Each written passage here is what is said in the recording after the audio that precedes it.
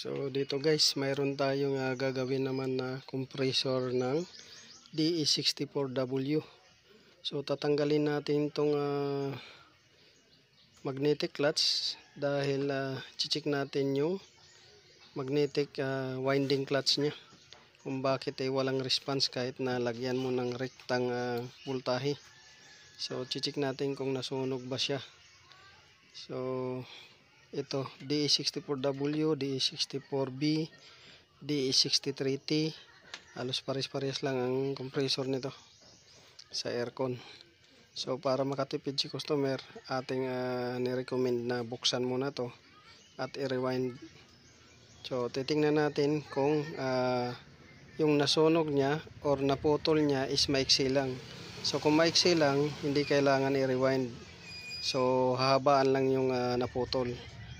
Babaklasin lang yung naputol, tapos habaan uli para makalabas dito sa gilid. So yun yung gagawin natin. Pero kung sunog talaga siya, kailangan na rewind natin. Pero kung putol, dudugtungan natin or hihilain lang natin ng konti para lumabas yung kaputol niya. So walang aircon yung unit ni sir. So ito yung gagawin natin. So dito tatanggalin nyo muna to alin na ang size niya ay kung hindi ako nagkakamali nito ay 8 or 6. So ito yung washer, baka mawala yan. Tapos ito tanggalin na ninyo tong pagka nabunot nyo yung alin yan.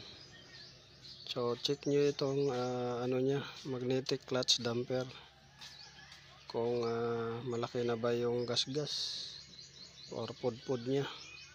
Tapos bago nyo ibalik to, lihain nyo para maalis yung mga kalawang-kalawang.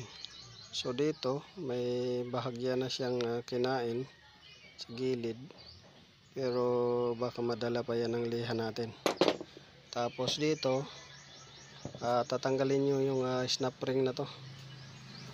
Ito tanggalin niyo para matanggal yung pulley ito.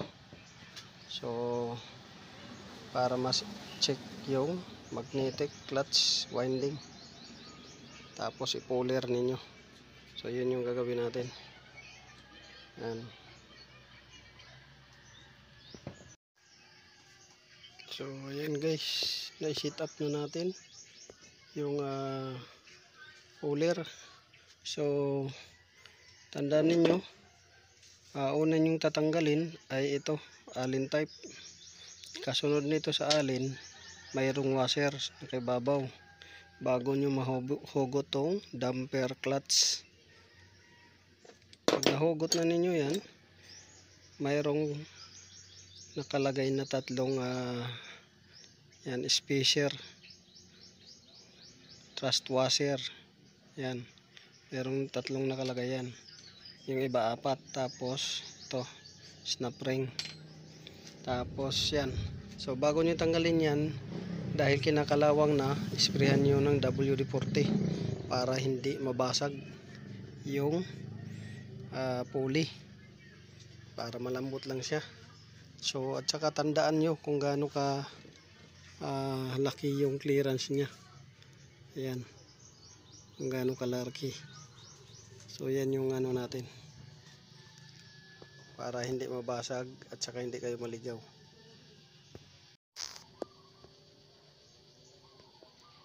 So dito guys, atin ang natanggal yung pulley.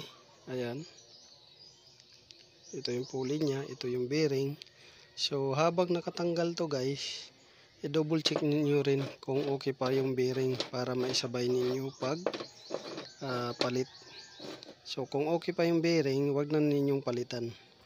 Pero kung magaspang na yung ikot ng bearing, ipalitan na ninyo. So far ito hindi siya magaspang yung bearing, smooth ang So ito lang dito na surface niya sa pulley damper, contact So lilihain lang natin yan ng bahagya para kuminis. At ito na yung magnetic coil. So mayroon dyan yung snap ring sa loob uli. Pwede nyo yung tanggalin yan para mabunot ito. So ang gagawin natin ito, bubunutin natin talaga to para ma-check. So far dito ay wala siyang anything na nasunog or sign ng pagkasunog.